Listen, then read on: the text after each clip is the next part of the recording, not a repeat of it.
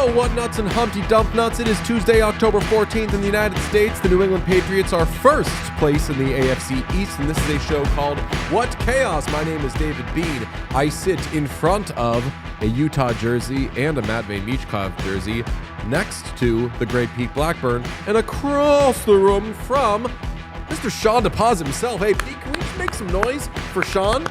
Can we just make some noise for you? This feels mean. This feels mean-spirited really towards Sean. I will say yesterday, Sean in the studio said about like 16 times, I think the Bills are going to lose tonight. And not only that, I specifically said Bijan Robinson is going to have a field day on our Charmin-ass, soft-ass rush defense. Can I ask, do you think that the Patriots are better than the Bills? No. You think Drake May is better than Josh Allen? Many are having the conversation around here. We're having the conversation. If it weren't for Ramondre the conversation Stevenson, is being happening. Yeah. If it weren't for Ramondre Stevenson, Patriots are 83-0, to quote a great proverb. Right? I read that in a basketball book, yeah. Boston Bruins lost their first game of the season. So how do you think Pete feels, Sean? You think it's all about you? That kind of made it all about me. I was honestly, sincerely, I was just clapping for you. Because unlike a different podcast I listened to yesterday, Elliot's so mean to Kyle on 32 Thoughts. Did you hear the beginning of it yesterday? No, I skipped right to the Sabres stuff. We'll talk about that, but I'm into Elliot being mean to one person in the world, and it's his co-host. Yeah, the nicest man in the world. I was taken aback. I was listening to it, and he was like, all right, first things first, 2 people texted me after watching something that you did saying, why is he wearing that suit? The other one was like, he lives in Calgary now, he should be a Flames fan, so that's fine. But if you brought up to me that like, hey, someone commented on the show, DJ whatever, actually someone commented on the show saying that my cadence is really nice for when they listen, so thank you very much. But if they commented something mean and you were like, hey, you see someone said something mean about you, be like, what's your point? Yeah, right. I also like the cadence compliment was that like you're the best person to listen to in I like couldn't double tell if it was a speed, compliment or which not. I wanted to respond and be like, I've got another podcast for you. Famously, Mike Felger listens to 32 Thoughts in double speed. The great 32 Thoughts. I listened to it. I listened to the most recent episode 1.5 times because I needed to re-listen to all of the gold those fellas had on the Buffalo Sabres. Got to get Elliot on the show soon, but we also got to get Kyle on the show soon. One of these sweet, sweet people in this wonderful sport of ours.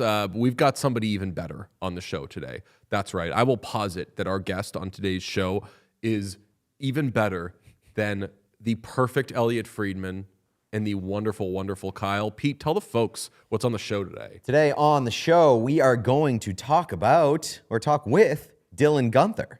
Dylan Guenther is going to join the show. He have many goals in Utah Mammoth history, many historic goals in Utah Mammoth history. We'll also talk about the Buffalo Sabres bullshit, which you can't get mad at us for saying it because we're just aggregating. Rasmus Dahlin is talking about the Buffalo Sabres bullshit. We will talk about me finding out. There's no fucking around in terms of this topic. Just finding out. I'm just finding out. Because Somebody we talked about around. Al Sabatka yesterday on the show, the longtime ex-Red Wings Zamboni driver / criminal pisser. We found out more about Al Sabatka, so stay tuned for that discovery period later in the show. And then finally, costume chat. This gets interesting. Season. It is. And we have some questions. Will we find out? I don't know. But I'll tell you what, found out about a lot of good things yesterday in our wonderful sport of the NHL. I mean, for starters, I got to shout out the Tuck last night.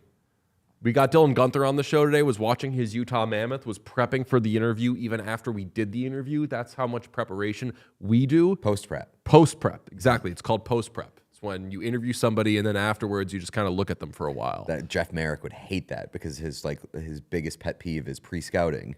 And he's like, all scouting is pre-scouting.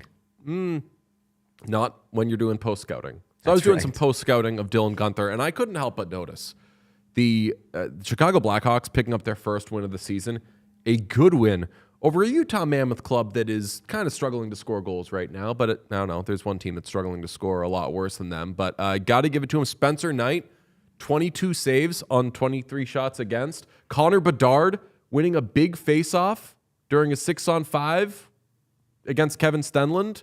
Like, tired after they'd iced it.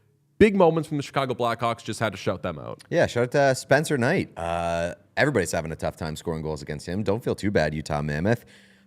I asked the question this morning. I don't think it's really worth answering or taking seriously after 3 games, but like maybe the Chicago Blackhawks could be the Calgary Flames.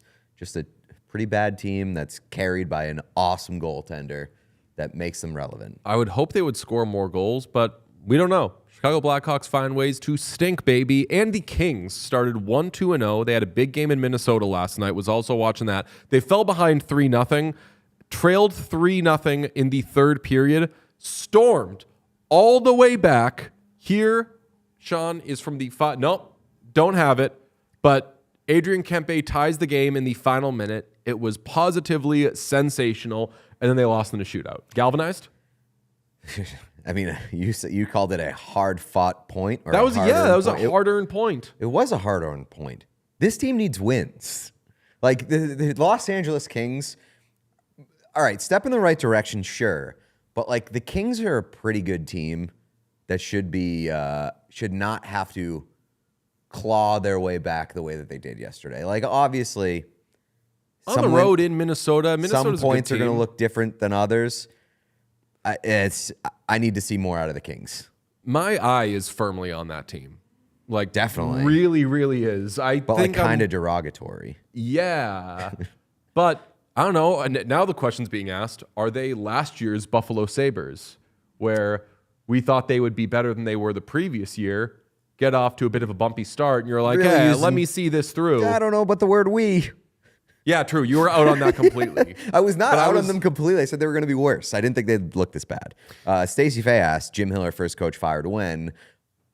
Better not be. Better not be for many reasons. Right now, it's a 2-horse race. Jim Hiller and Lindy Ruff. I mean, we're going to talk about Lindy Ruff, but Lindy was doing some big time March 2025 torts talk on Saturday night. So I would still put Lindy well ahead of Jim Hiller. And Jim Hiller, you kind of got to do he needed his guys. He needed his roster. They give him his roster and now see what he can do with it. If it takes a little while to adjust, then that's fine. But I don't know how long it can go. Let's talk Buffalo Sabres. We did a little bit of it yesterday, but that was before the Sabres lost 3-1 to the Avs Monday and fell to 0-3-0 on the season. They are one of 2 teams who have yet to record a point this season, the other being the New York Islanders. Sabres have never led this season. That will not surprise you when you learn that they have scored 2 goals in 3 games. Every other team, including teams who have only played 2 games, have at least 5 goals, including the Seattle Kraken. Shout out them. Offensive monsters. They've only scored 5 goals, the Kraken, in 2 games, and they've still won them both. So you don't need to score 1 million goals to win, but you got to do something right. And right now the Sabres don't really do anything right. As I said, Lindy Ruff, 2025 torts after the game against Boston, saying worst compete he's ever seen, not getting the feet moving. Really, I was talking to Sean about it before the game. It was as though he saw what Torts did late in the season and was like, so I can't say that. I know that that's too far, but how else can I say, I don't love doing this right now? And not to be the podcast that talks about other hockey podcasts all the time, but like when I was listening to the Elliott thing, and like you know how Elliott chooses his words very carefully. He talked a lot about how Lindy kind of sounded resigned in that moment. Can't be on the hot seat if he resigns. That's true. He can't get fired. It's so the thing about the Sabres here is that like, yes, it's 3 games. Yes, maybe this is kind of like overreacting, and we'll have some sound bites from some of the Sabres star players talking about this is overreactions. You're acting like the sky is falling. that doesn't get put in place when you're talking about the Buffalo Sabres because they're following a script. And this is a continuation of something that has existed for a long time. And like we already had our concerns about Lindy Ruff and his ability to draw the most out of this group. So like, I don't feel like it's too early to say that like shit is really bad there. And yeah, like they have a ton of injury issues right now. Josh Norris is going to be out for a long time. Michael Kesselring hasn't come back. Who else in their forward group is missing? Samuelson got hurt yesterday. Samuelson got hurt, but they have another Benson. forward missing. Benson's missing. Yeah, Benson, Greenway, and UPL were all on the ice today. They're all on the ice today? Yeah. Don't let them get hot. That's because Tage Thompson said, get your ass out there. There's a lot going wrong with this team, and there is time for them to turn it around, but I don't think you can wait too long if you're Buffalo. Like, that's why the discussion about maybe a coach firing, maybe some changes above that, maybe some changes below that in terms of, like, everything should be on the table because the Sabres can't fucking afford to have this season look the same as seasons past. Here's Rasmus Dahlin and Tage Thompson after the game on Monday. We got to get out of this bullshit. It's a mix of everything. Not good enough on the ice. A lot of injuries. We have to step up. This is not acceptable. That's for sure. I'm a big believer that negativity breeds negativity, and that's kind of how we've snowballed things in the past. So we can't let 3 games be the end of the world. Like I said, like obviously that sucks. No one wants to lose their first 3 games, but we got an opportunity Wednesday to turn it around, and I think that's all we got to start doing is just look at the next game. Can't keep looking back. I mean, the last 3 games, the last 4 seasons, the last 14 seasons, whatever you want to do.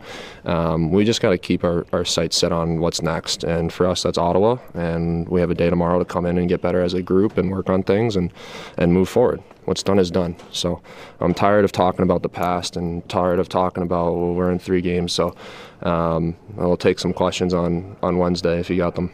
Okay, Sean, pop yourself up. It's 3 games, and we're talking about the past, says Tage Thompson. Is he missing the mark? Partially. I mean, I get what he's saying. Like, I agree, because I've always been this way too, where like it seems like we'll be like a month or 2 into the season, and people will be like, this team's no shot. Like, there's still a lot of season. There is definitely a lot of hockey still to be played, like he says. But there is an energy there being like, I don't know why we're talking about last year or why we're acting like this is more than just 3 games. Like, I understand as a hockey player wanting to take it a game at a time, and just focus on the next game. But like pretending as though there isn't a reason for alarm and being like, why is the media asking us all these questions about this slow start as if it's more than just 3 games seems tone deaf to me. Like, you are the best player or second best player, shout out Rasmus Dahlin, also the energies between their 2 comments were very different to me. But like, you're the best offensive player on a team that hasn't been in the playoffs for 14 years. You have to acknowledge the fact that like, this isn't just a slow start. This is losing 3 straight games in embarrassing fashion in a season in which everybody's jobs are on the line. And we haven't really mentioned it, but like what Elliott said about Dahlin and Tage wanting to leave if this doesn't work out, for you to sit here and to be Tage Thompson and be like,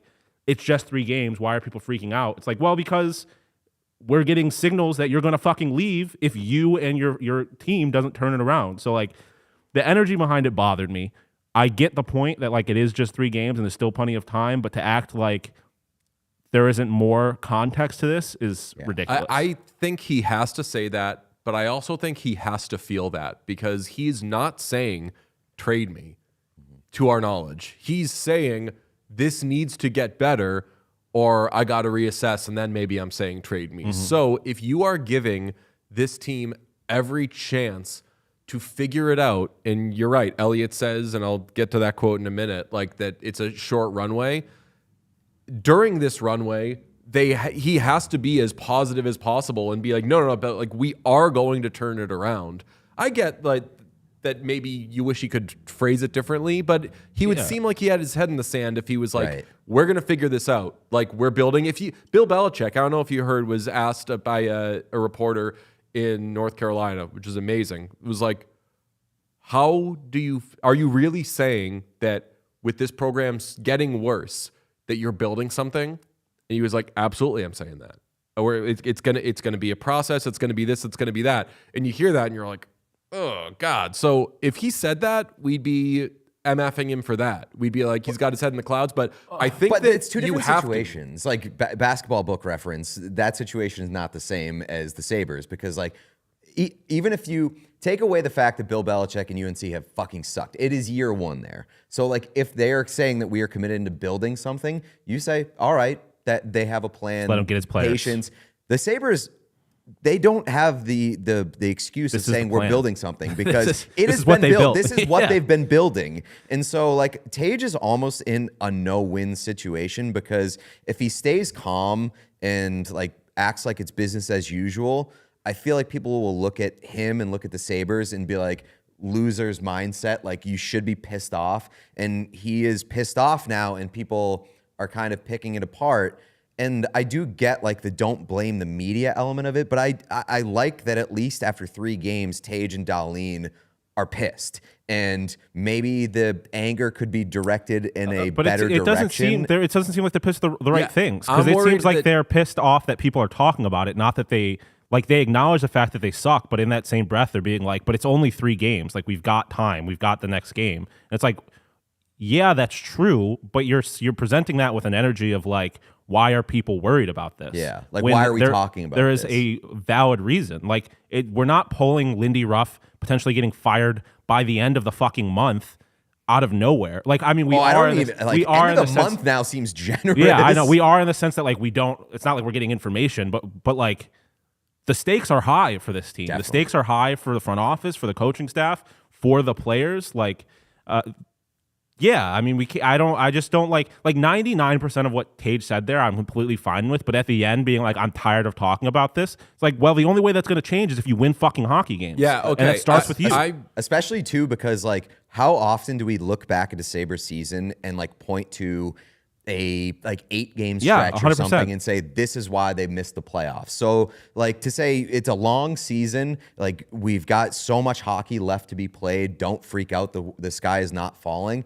That doesn't work for the Sabres because, like, yeah, they could get it together in 3 weeks from now and then miss the playoffs by 4, 5, 6 points. And then we look back at October and say, well, if they didn't start the season with their heads up their asses, maybe they'd be in the playoffs and the drought would be over. And the last couple of years, I think Tage and some guys on this team could make the argument that being like, yeah, it's been 12 years, whatever, but that wasn't us. Like, this is new. Like, now we've got Captain Rasmus Dahlin and Tage is hitting his stride.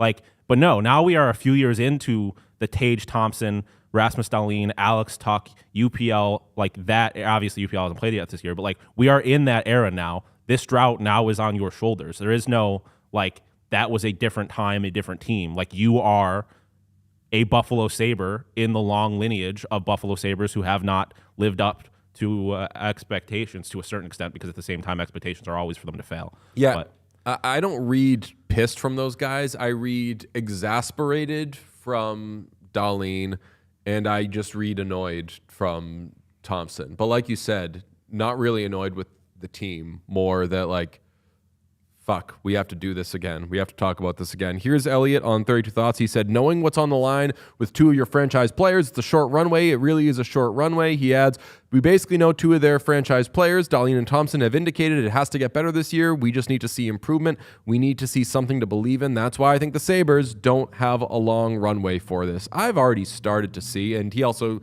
mentions Yarmo, which we've been talking about since last year, that Yarmo maybe eventually takes over for Kevin Adams. I don't know how that hasn't happened already, but that's neither here nor there. I'm already starting to see fans of other teams try to pick at the carcass of the Buffalo Sabres.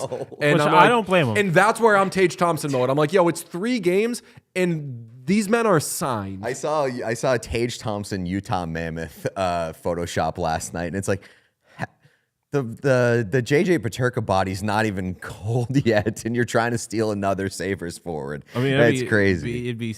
I think he'd like Utah. I mean, Tage would love Utah, but yeah, I mean, I understand it.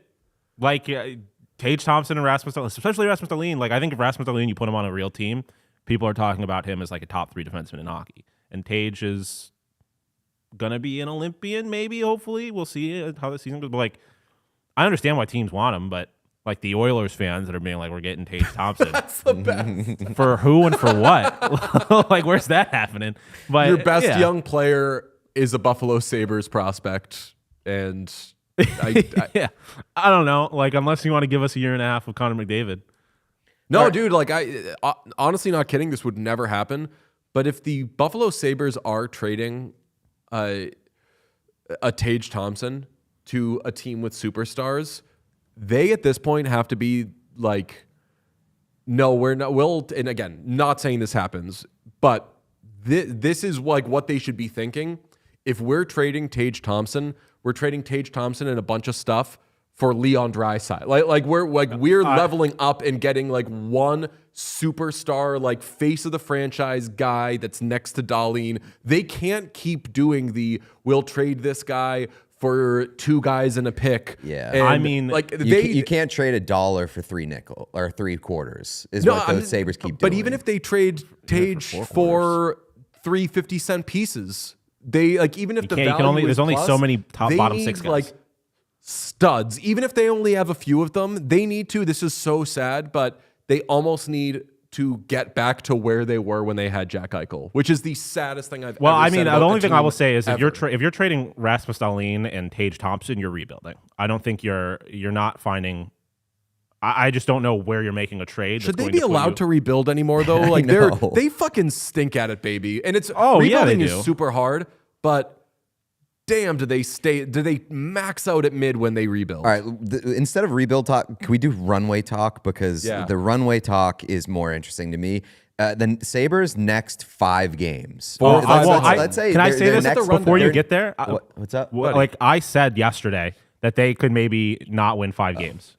I said I don't like. There's a situation in which they don't have a single regulation win by the end of this month. Okay, so their next games they're at home against the Senators. 1-2-0. They're at home against the Florida Panthers. 3-1-0. They're on the road against the Canadians. 2-1-0. They're at home against the Red Wings. 2-1-0. At home against the Toronto Maple Leafs, and then on the road against the Toronto Maple Leafs. So that's their next 6 games over the next this week and then next week. They'll be dogs in every single one. Those are difficult games to win. Like, what does this team and this outlook look like by next Sunday? And if they don't turn it around, like, what is the first domino to fall? You can beat Ottawa at home. I don't know if they will. You can win any one of of these the Maple Leafs games.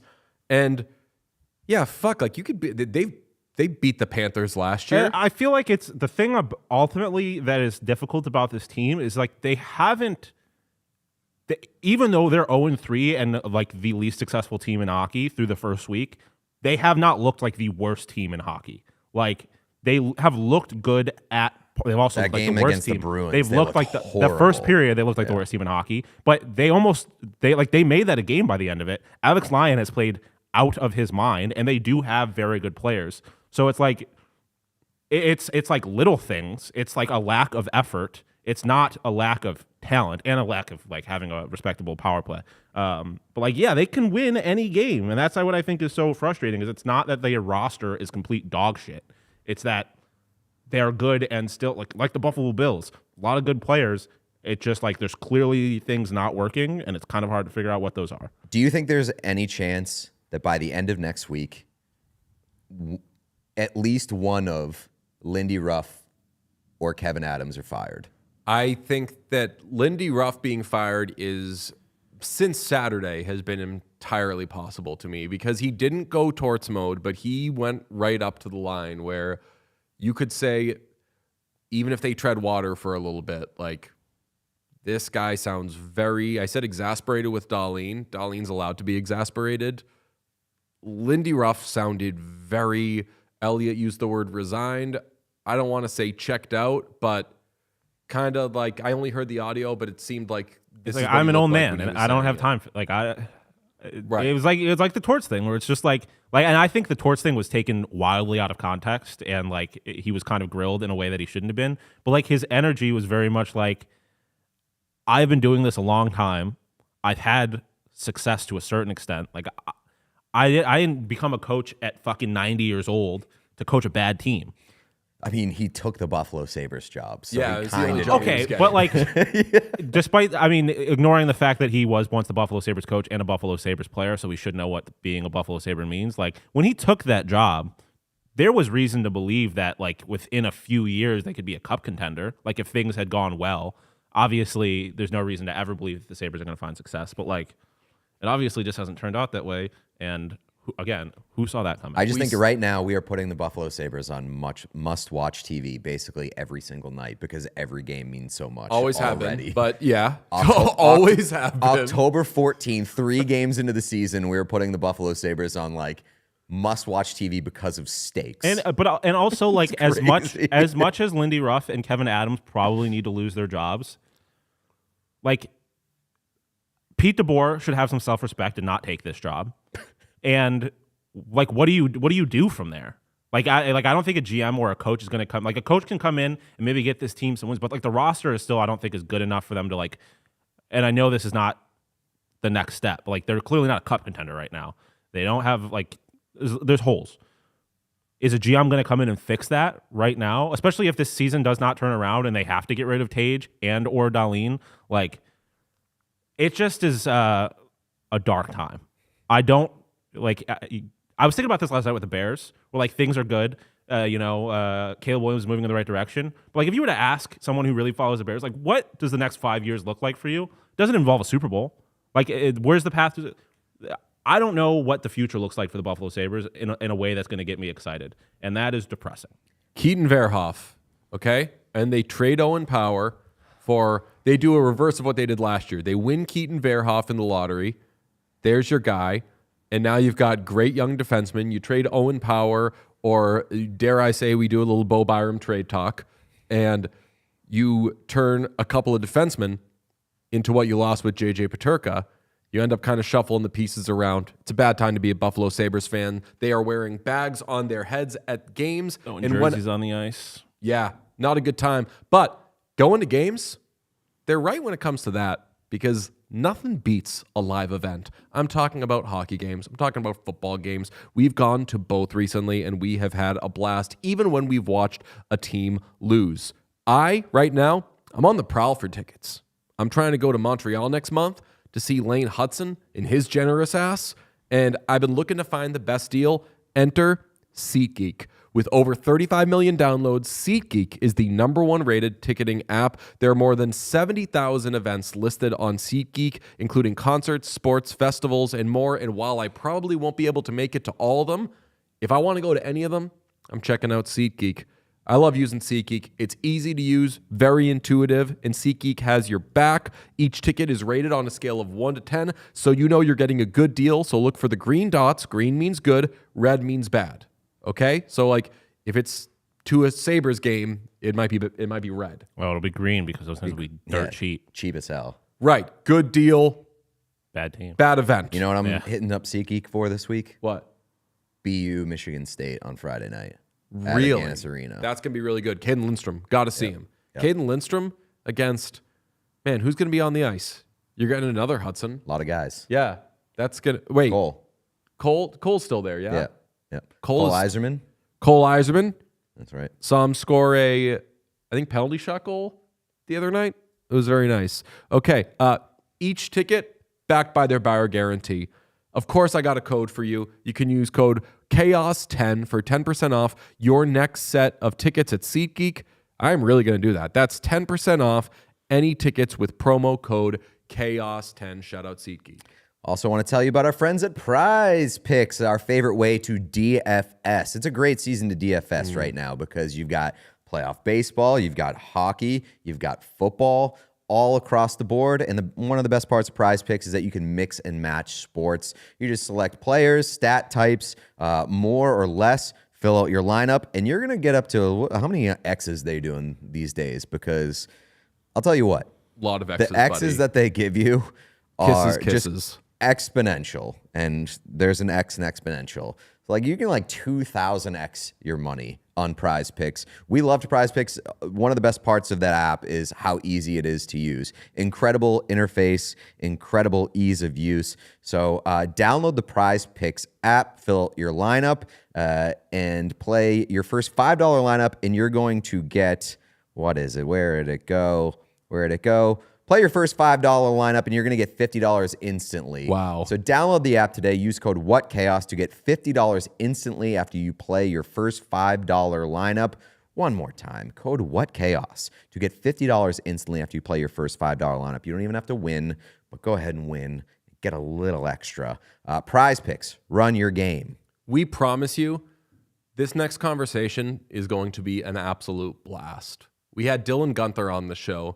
Talked to him very recently, and man, if he isn't just the funniest human being in the world. It starts off a little kind of feeling out period, and once it gets going, folks, it gets going. Here from the Utah Mammoth is the great Dylan Guenther. Okay, clubbers, please welcome to the show Edmonton Oil Kings legend, Dylan Guenther. What's up, Dylan? Hey, what's going on? Thanks for having me on. It seems like a team comes in and, they'll have their inaugural season and they'll have this and then everything will kind of settle down. Your team, the Utah Mammoth, feels like the shine is never going to come off that. There is so much excitement always about that team. Is it still as crazy out there as it was when we were there last year? Yeah, we still got a lot of buzz. I think the ownership group does a pretty good job of just sustaining that. We got the new facility now, which everyone's jacked about, and the fans can come watch practice once it's fully done. And obviously the new name, the branding with the Mammoth, I think that helps. What's the favorite part of the new facilities from a personal standpoint for you?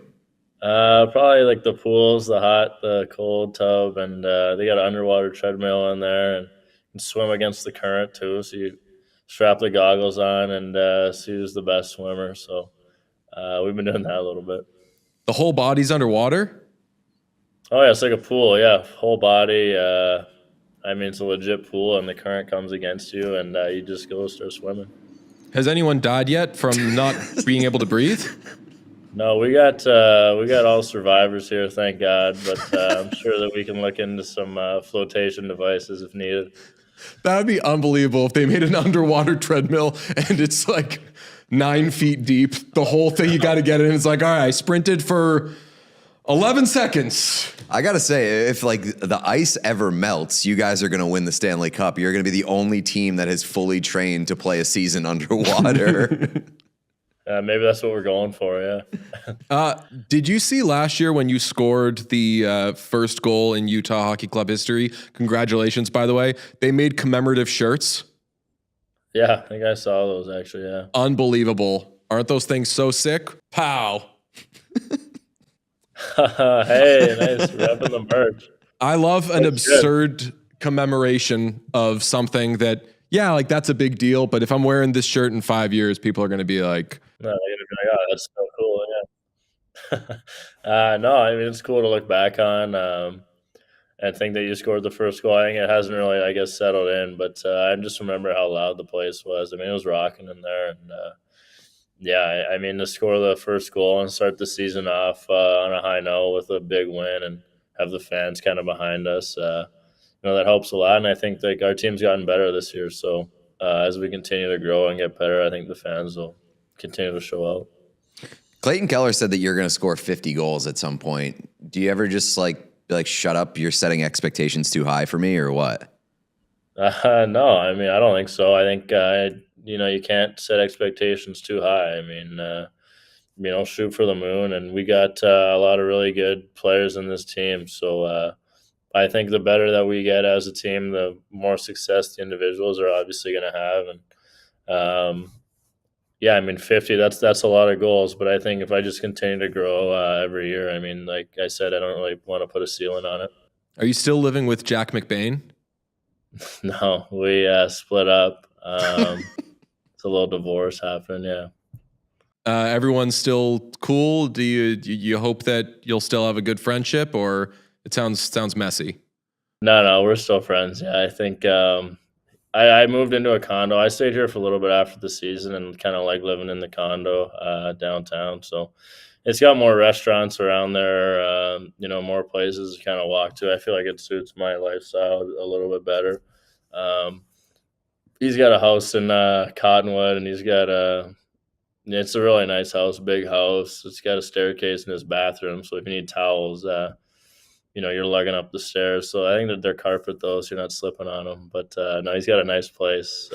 Big Wait a second. Yeah. Wait a second. He not only has stairs in his bathroom, he has carpeted stairs in his bathroom. I just kind of made that up at the top of my head, but I hope they're carpeted. Coming out of that shower, you don't want to be slipping on them. Yeah, I was going to say, like, if there are stairs in the bathroom, you probably would want them to be carpeted. But I'll tell you what, it's going to smell very wet in there. And it's going to absorb all of the juices from the shower.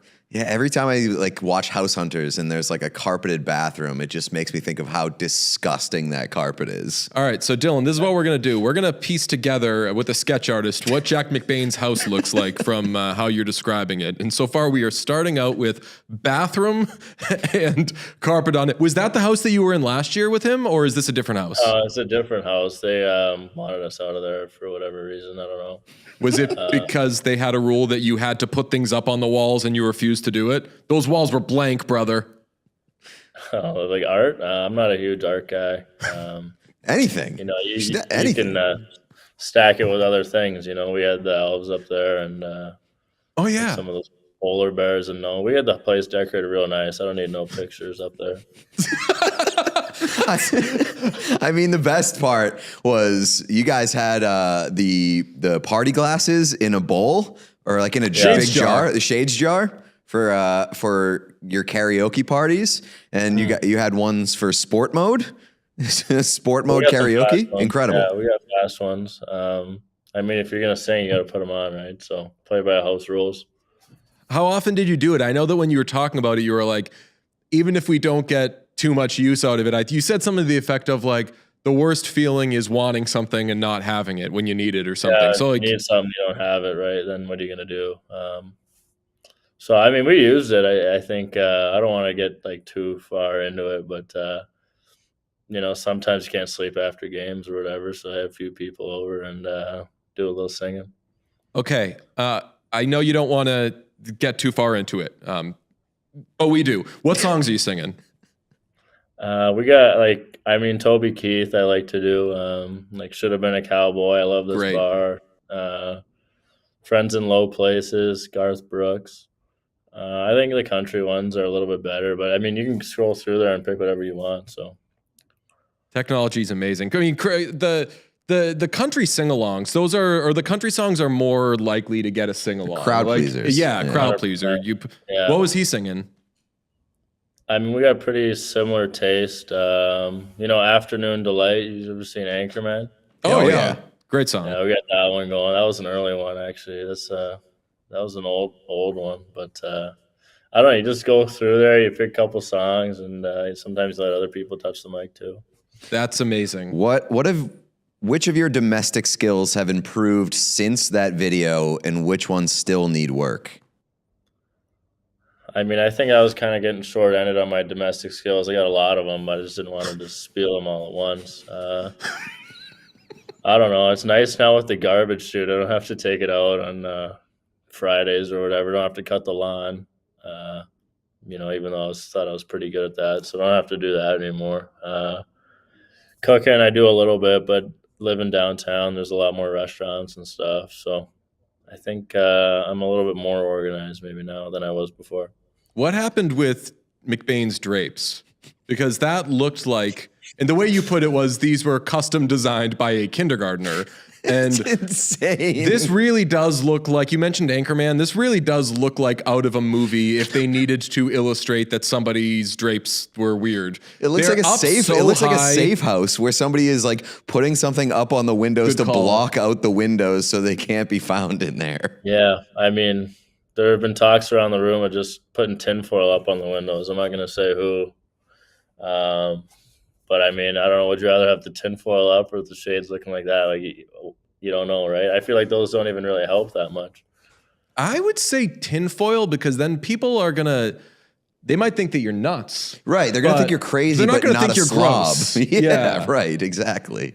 That's insane. Did the drapes in his new house look the same?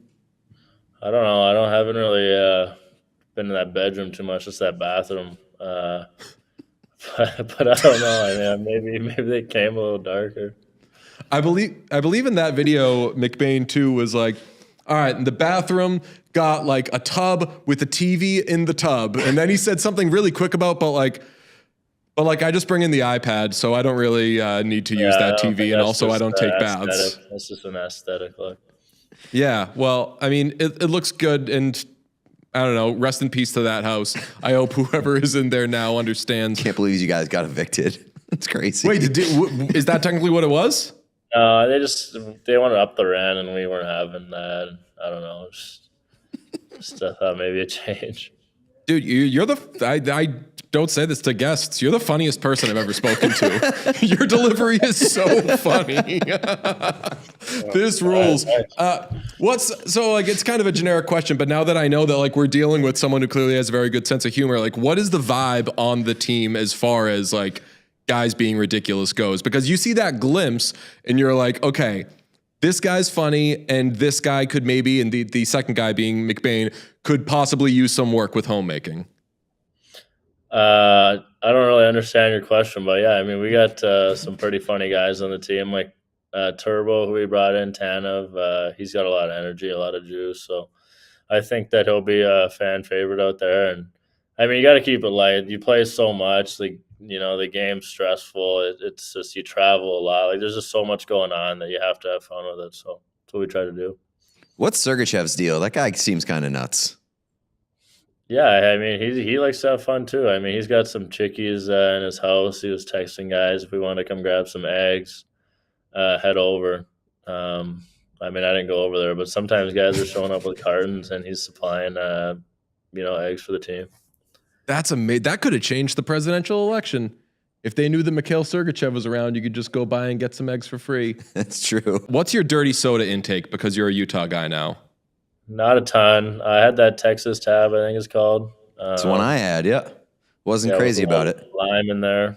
I don't drink soda, though. It's not really like, I don't know. I just don't really drink it. I have coffee, I guess, more. All right.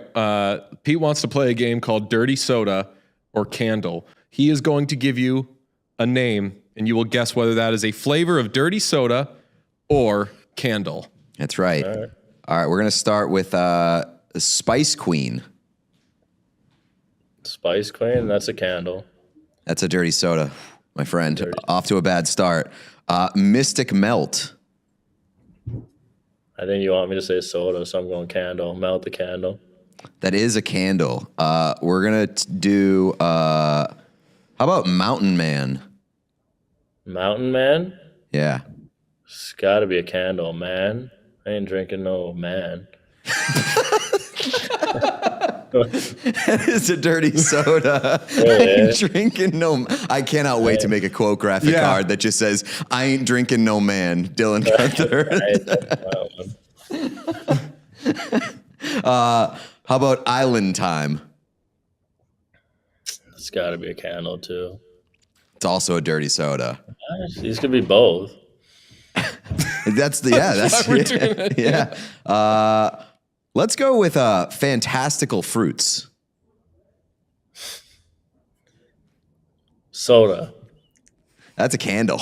Candle, yeah, weird. All right, whatever I think, I'm just go opposite. All right, one more.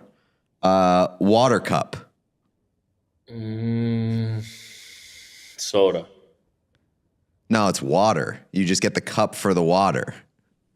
But yes, you could buy it at a dirty soda place. It's usually free. The trick is that you put soda in it. You put something clear. Right. No one's pressing you on You're that. You're trying to save money. You're leaving houses because they're too expensive for you.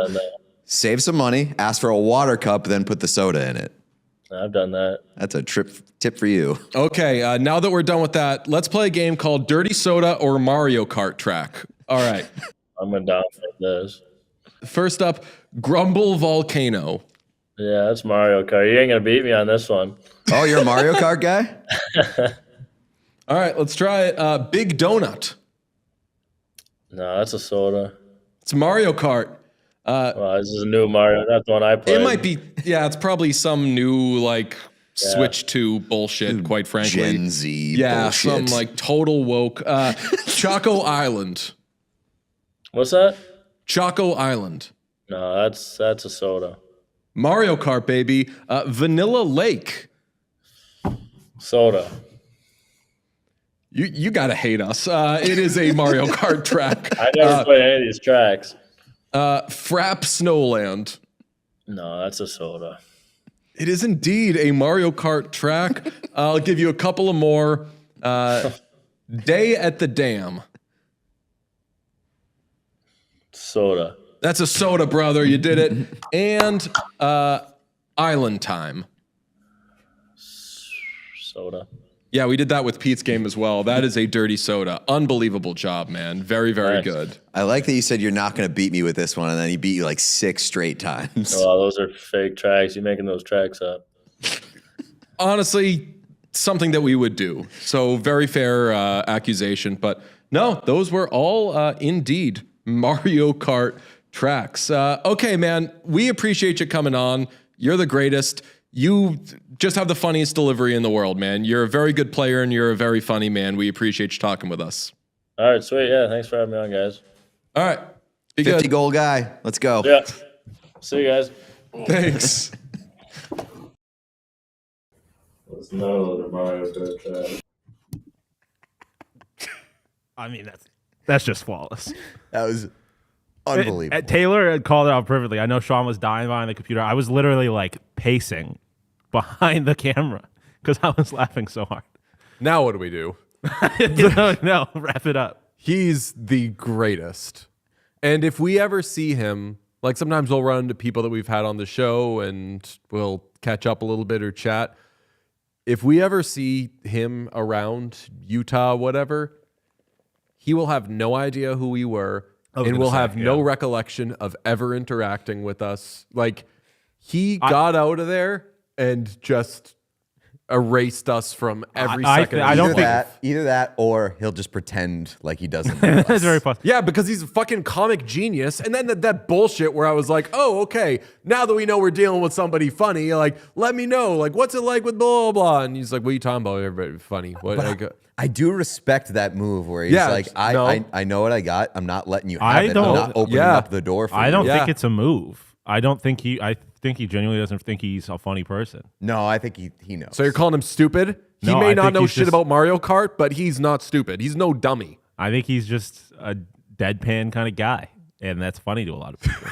Sam says, I wonder what he thinks Pete and DJ took away from this interview.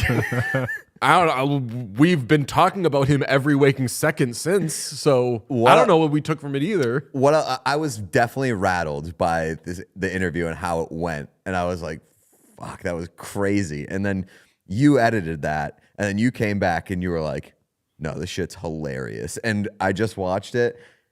So much funnier than I remembered. You were laughing a lot, but you remember right after, before we even realized that he said, like, none of those were Mario Kart tracks, we got up and we were just like, and I said something to the effect of, no one was in control during that conversation. Nobody. Like, no one, like, I never felt like I had the ball.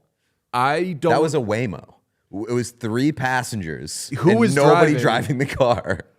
I felt like, I was like, I trust that he had a little like Robert California to him where I was like, I don't know what's going on, but like, I'm trusting you with this. That's why I also don't think he thinks he's funny, because it is very Robert California. Like Robert California does not think he's a funny person. He's just all business, but he's funny to other people. I don't think Dylan Guenther has much of a, or maybe not as much of a. I don't think he thinks he's as funny as he is. I'm gonna have to put a moratorium on Office references. I know that like 90% of them were off air when we were in LA. But I don't know if LA that's was true. just absurd. It with was- Office references. Yeah, It no, wasn't they were ridiculous. all on air. Were they? Yeah, a lot of them were. That's for damn sure. I don't know if all, I don't know if they Yeah, all were. we were but a lot watching of the them were. Robert California episodes. And Sue also, me. we is DJ. You were the only one making these references. And now I played, Sean, no, I who played makes along. Robert California references. I you were played talking along. about Robert California and how much Yeah. you love him. Oh yeah, when we were talking about The Office. Yeah, like you've extended the I conversations. am not saying this derogatorily because I Yeah, there's nothing wrong with this. I partake. I love the Office references. I have no desire for a moratorium, but it is definitely I've been doing more of it, but there's nothing wrong with it. Your moratorium is rejected. Yeah, I agree. I'll stop just because you want to hear less of them, and I'll do that for you. But the moratorium is absolutely rejected because there's nothing wrong with it. Listen, The Office is one of the most popular shows of all time. Sometimes you got to meet people on common ground and use a frame of reference that they'll understand. What a late season Kevin he's being. I agree. Yeah, just killing turtles. Remember when he did that in The Office? Yeah, and then you try to put it back together. I feel like the saturation point on Office references is just like we you gotta realize the mistake you've made because now by acknowledging the fact that you don't want them, it's given them new life. They could have faded away in a week or two when DJ's no longer watching The Office, but now I feel like they have. No, sincerely, They're I a won't bit do it. If I themselves. know that something actually annoys somebody, I will not do it because I'm the type where if someone knows something annoys me and they do it, I'm like, great, now I have to pretend this isn't making me want to absolutely die. So I say we just save everybody the heartache, and moratorium officially rejected summarily, but you will not hear any talk of, can we do UK Office? No. I don't even. I I've never don't- watched the yeah, UK those Office. references. Can we do will the just fly paper? over- Can we do the We paper can do references? the paper because Yeah. the paper is new. Oh, And dog hammer shit? paper references. No one's doing that. No one's replying to tweets with the paper gifs.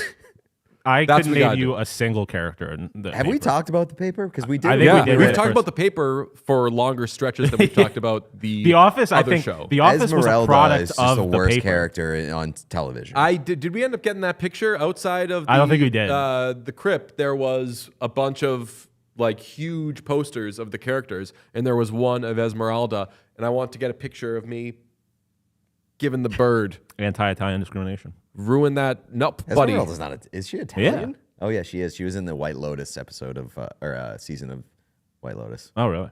I meant to say the Italy season Episode, yeah, of White Lotus. The white season of White Lotus. That's right. We're allowed to talk about Lotus White Lotus season of White. or anything else we want. You watched Chair Company yet? No. I was watching football all night. How'd that work out for you? Fucking. I Ass. won my James fantasy ass. weeks. I was right ass. about. I made a prediction. I was right about it, so that went well. That's true. I put Dylan Guenther in a room with Sebastian Aho and see what happens. I don't think that Dylan Guenther's locked in. Yeah. Dylan Guenther is just. Dylan Guenther is, and I. It's very like Coach Chippy. Don't think, just flow. Yeah, Like it's just I think he's just a really good hockey player. He just goes out there and does it, not thinking about it too much. Okay. no script. Aho is like all he thinks about at all times is hockey. I'm going to need to put not mandatory because I've rejected a moratorium. So if I were to then place a mandatory watch on something, there's just a horrible imbalance and we don't want that around here. But an ask. I'm going to give an official ask for both of you to watch The Paper Company. It's going to be tough. There's some really the good... chair The company. chair company. The chair Yeah. company. I'll watch it going tonight. to, I just yeah. haven't had. There's been football on. I heard there was a mention of grab ass. I yeah. did see some. We got a super chat actually. Thank you for reminding me. Super chat from Ambassador to Greece, who says, another What Chaos reference in the new Tim Robinson show. Yes. What Chaos things find their ways into Tim Robinson projects. And I'm not saying that this is the greatest show I've ever seen, but it's definitely Tim something that I Robinson. want people to see, and I want to discuss it with them. Because it is so Tim Robinson-y, but it's also seemingly got a storyline that I'm perplexed because I'm like, I don't know if that's a joke or I'm supposed to actually care about that character. Sean, again, I'm telling you, there's one character in particular who I think you're going to be like, that's my guy. I'm gonna watch it you'll look tonight. the same, I'm gonna but- watch it tonight. I'm gonna go see One Battle After Another tomorrow. Big It's a media. nice little week you got going on. Yeah, mine is how it started. The oil Yesterday men was are a on bad the day. East Coast, so I've got a don't kind of like that. weird. What's that? You like that? don't like that. Yeah, exactly. I also hated yesterday. Can we please have hockey games late? I get it was a holiday, but the West Coast can play a night game. I wanted hockey on when I got I'm to gonna football. need a duck or a shark pretty much every night at 10:30 Oh, for the buddy. foreseeable future. Wait I haven't until we taken a get look to at the the slate slate. tonight, so I'm excited to see it. We'll do it in a little bit, but first, Pete, I need to know: did you find out? We talked about Al Sabatka on yesterday's show, and you did thorough reading of a Detroit Free Press article. I did. and it was diligent. It was. It was you really Poured through it. You really did your reading. Yeah, I did. You and we learned a lot about Al Sabatka, the fired Zamboni driver of 50 years, 53 years, 50 seasons. 50 seasons. And as we are Older than now the finding out, arena.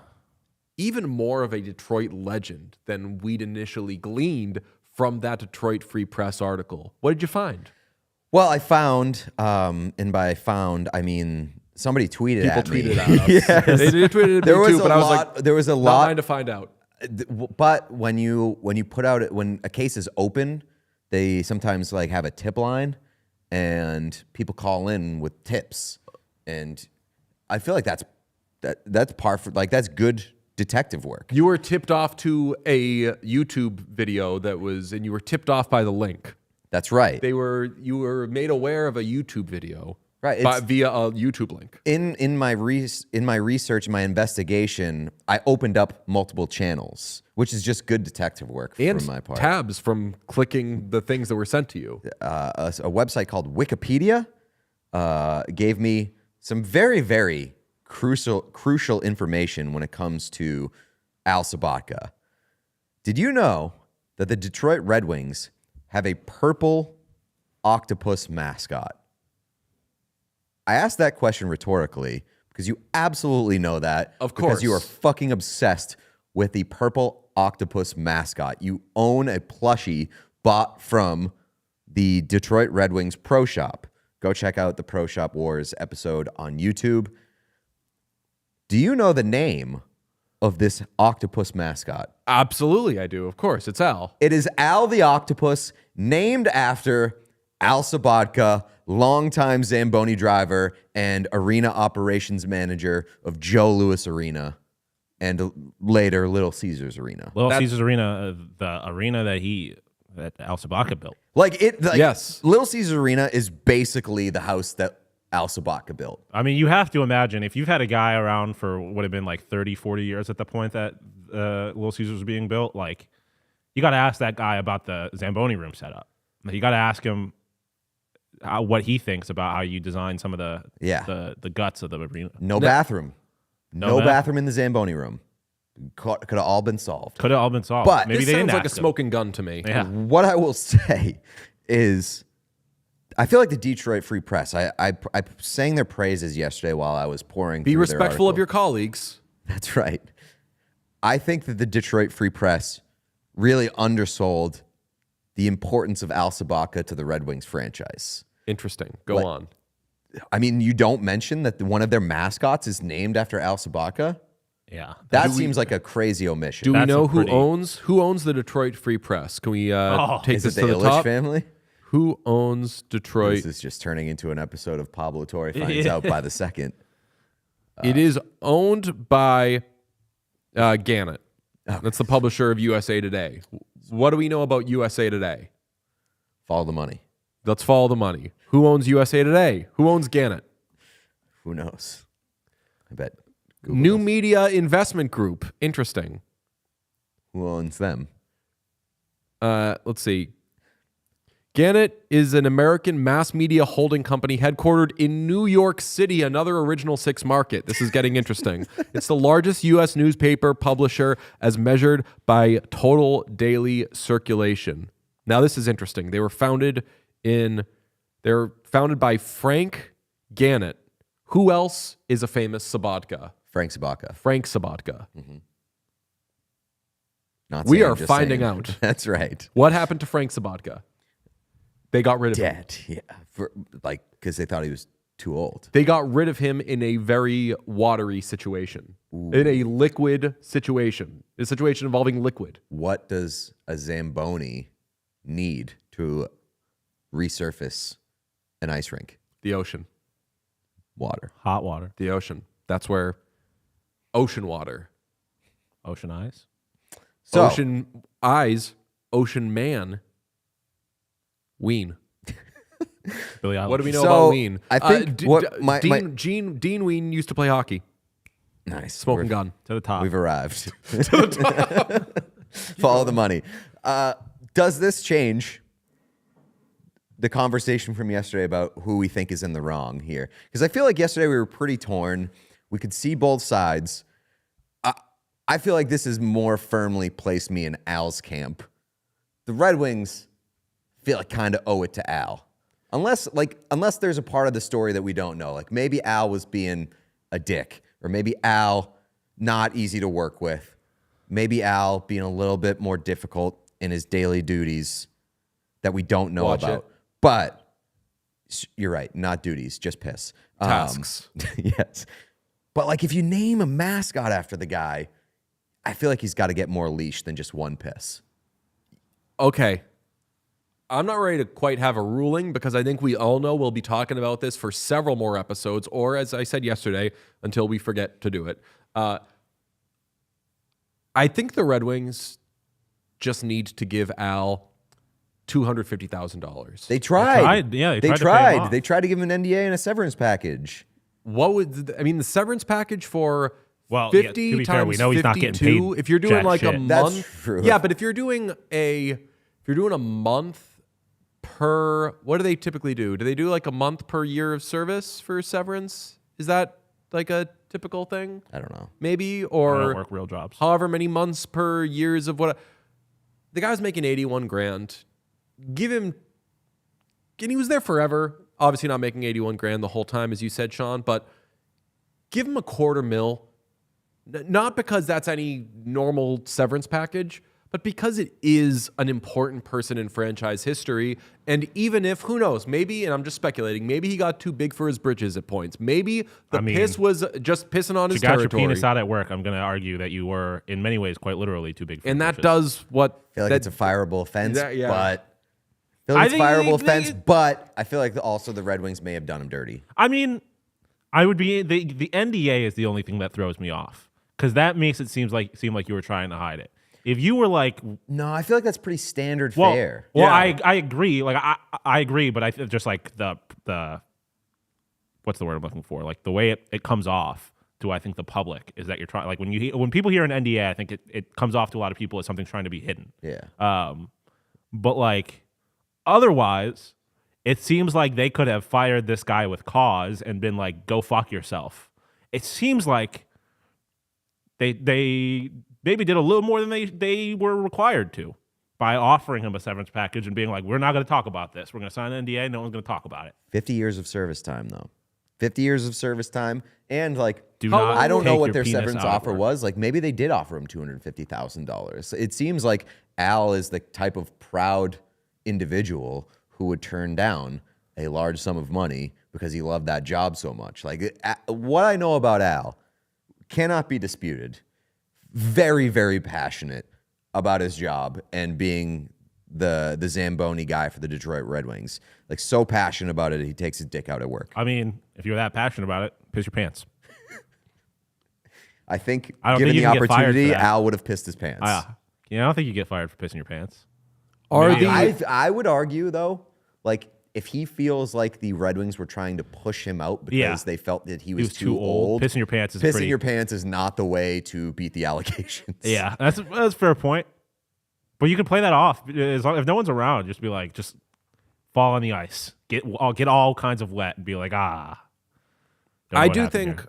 without knowing these people, I think that Al is owed something. Even though I do agree in black and white terms, if you take your penis out at work, and again, like we're allowing for the possibility that this was just like a very embarrassing thing for this man who is getting up there in age. So But like, apparently not that embarrassing because he's the reason it's public.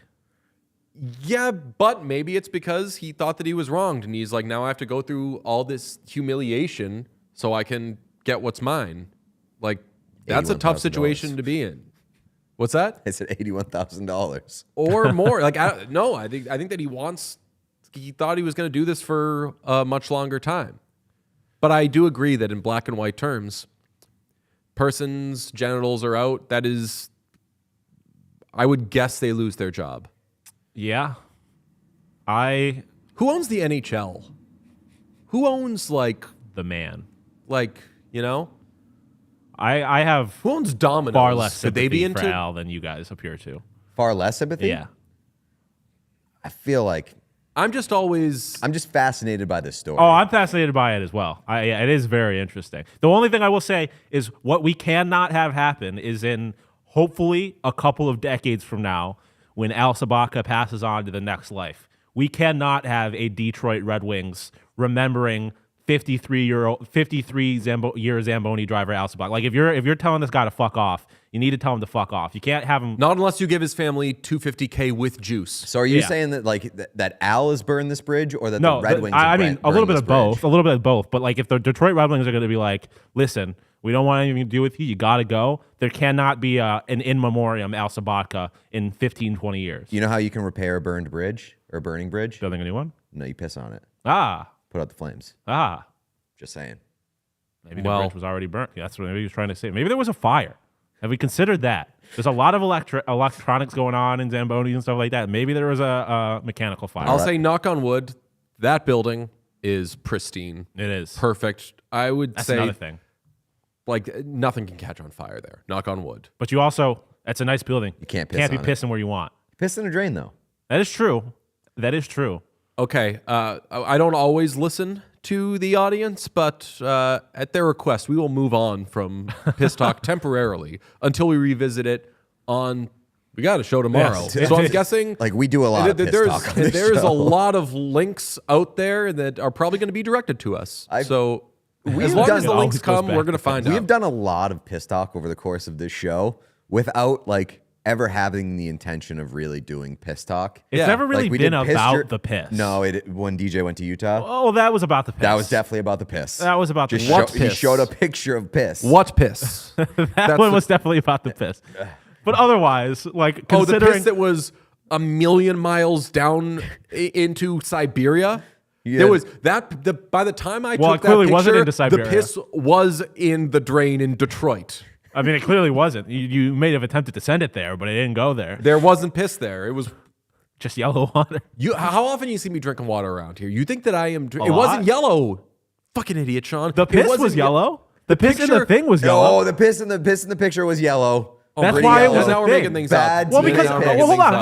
How are you gonna sit here and be like, that's not my piss, but also don't get, but like, It wasn't piss. It's got nothing to do with piss. Okay. It was clear. It was clear water in there. I took it, yes, after I pissed and flushed.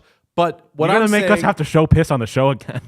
The receipts exist. That was yellow yes, piss. they do exist, and you're like incorrect about this. It was a picture of a clear bowl, but I said I had taken it after I pissed and flushed, and that's what made you mad. You are now absolutely either misremembering or intentionally misrepresenting what happened. The funny part, the hook of it was that I took the picture instead of before I pissed, after I pissed and had flushed. I did not, it wasn't a picture of a yellow bowl. You fucking idiots. Oh my God. It was definitely clearly piss. I can't remember how yellow it was, but Were there we weren't bubbles? You talking absolutely about it. Was cannot- that? Were there bubbles? Yes, that's why we knew it was piss. Absolutely cannot remember. Because it was not the crux of it was that the urinals didn't flush there. Chad is loving this. This is the opposite of moving on. I will not stand for this piss lighting instead of gas lighting. Okay. Pretty good. Let me see. There was one that I liked earlier. Moritz Pisser? What? Oh, like instead of Morris cider. Somebody also Yeah, but said. I'm saying somebody also doesn't said. work. I'm saying it doesn't work. Yeah. Somebody also said the Red Wings can't even catch fire in Little Caesars Arena. Pretty True. good. True. That team, not amazing. Okay. We're moving off this and we're moving on to the San Jose Sharks, who on Saturday, we all know, played an incredible game against the Ducks. Fell 7-6 in overtime. If you need a game report, you can catch up on yesterday's episode. They did, I think on Saturday, they were maybe, or perhaps it was Sunday, they did some Halloween pictures. They were out celebrating whenever they were doing it, and we've got some stuff. We got Macklin Celebrini and Will Smith as Harry and Lloyd. Sean, can you show that for us?